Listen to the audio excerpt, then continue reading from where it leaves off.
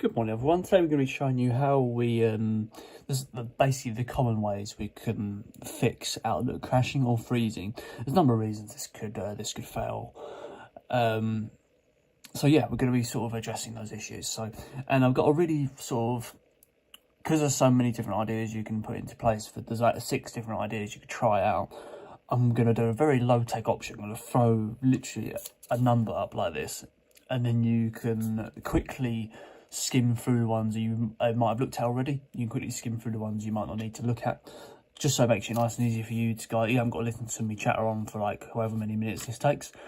You can just skim through them all like this. So method 1 is probably one of the easier ones.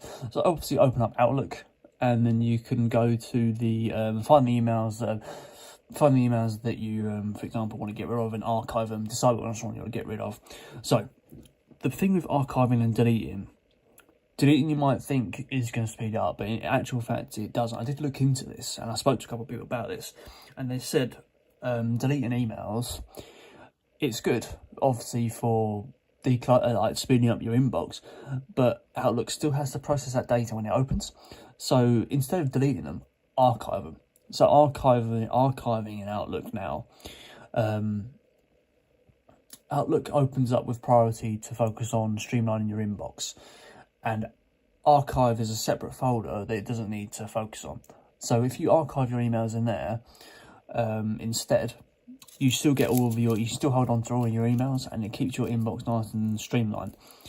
But when Outlook opens, it processes inbox and deleted folders and stuff like that, but archive is not included in a high priority item, so it's going to be it's a low priority folder. Does it last? So basically, instead of deleting your emails, check your deleted folder as well. Get rid of anything you don't need. Archive them instead, and clear out your deleted email. Clear any deleted emails you don't want, and or archive them if you think you're gonna need them. Archive them is a better, safer option anyway, because you've always got access to it. So why not do it? If it's going to improve the performance of your computer, you may notice that archiving them makes it better for you. Number 2. Another way you can do this, speed up Outlook and reduce the add-ins and stuff, reduce issues, is by disabling unnecessary add-ins. So if you've got a lot of add-ins going on Outlook, this can have a profound effect on the performance of it. But you might not know if it's a add-in issue that's causing it, but we'll show you how to do that in a minute. To disable add-ins, go to File, Options, and then go to Add-ins. And if you go to Manage, if this says Disabled Items, make sure it selects Common Add-ins, and then press Go, and this comes up with all the ones that you need. Oh, I've just closed that. There we go, Add-ins. So if you're not using Outlook for social media, you can get rid of the social connector. You don't need that. I've got rid of some of mine, but there's a lot of them that you don't need. For example, if you're not using it for Teams, get rid of the Teams one. Third-party plugins like DocuSign, Grammarly have a big effect as well, so you might not need those. Windows has its own spell checks. You probably don't need the Grammarly bit. If you're using it for iCloud or not using it for iCloud, and get rid of it depending on which one. But you can probably determine if it's an add-in issue by running Outlook in safe mode. If you don't know how to do this, I'm going to show you how to do it now. So I'm going to close Outlook. To run Outlook in safe mode, you go to the Windows button at the bottom, the Windows search bar, and type in Run. That comes up with a little system icon like this. And you're going to type in outlook.exe space / safe. As you can see, you've got that just typed in there. You can pause it and copy it out if you like. Press OK. Make sure the other Outlook is closed. Select your profile. And that opens it up in this. So this basically keeps all of it opens it up essentially in a mode with less add-ins. So if you notice that this is working a lot more, you could use this if you wanted to. I'm not sure the pros and cons of safe mode entirely, but if you know that it's working, you could try it out and see how it gets on. And if there's no issues with this, you probably know that it's going to be an add-in issue causing the problem. And then when you want to come out of this, make sure you're closing it using Task Manager. Task Manager, you can get to this by searching Task Manager, and now I click on that. That opens up this, and then select the item from the app section and then end task. If you then try to open Outlook, it might cause an issue. Depends on your system. Mine before wasn't reopening Outlook for some reason, so option 3. Number 3, you can repair the Outlook data file. It's as if you've got this tool on your system. I've got rid of mine a long time ago. Go to the Windows search bar at the bottom and type in repair. Sorry. Would help if I could spell inbox repair.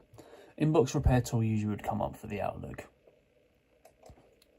It might come on as Outlook repair tool. I don't have it on here, but you might get yours on your system. Run that and then see if you get on okay with that. Option 4.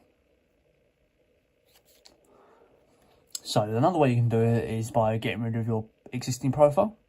So to get rid of any profiles, existing profiles, whatever, go back onto Outlook File, and then you've got account information here.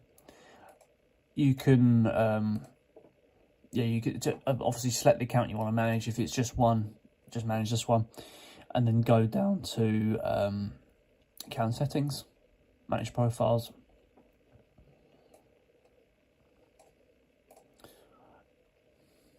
And you go to data files, and you can remove this from here.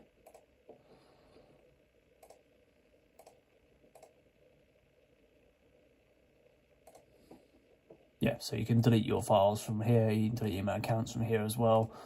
I'd delete both your email account and your data files, and then re-add. I'm not going to go and do that because it would take too long. Go and do that. That's one way of doing it. You can fix it like that. Number 5.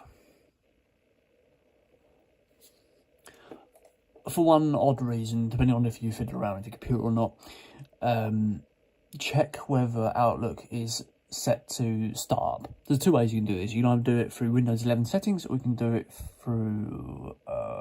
actually, I think it is Windows 11. You can only do it there. So type in startup, and that should come up with an area called Startup Apps. Then check in here to see that Outlook is off. If it's here, if it's not listed, it might not be that it starts. I think you can check it here. Yeah, you can also check it in Control Panel. So, Control Panel, it's an older version of basically what you just saw. A bit more control over your whole computer. Type in Control Panel, open that up, and then, no, not Control Panel, sorry, Task Manager. Task Manager. And then go to Startup Apps on the side. And then you can disable based on these. You need to open up the program first to make sure it appears.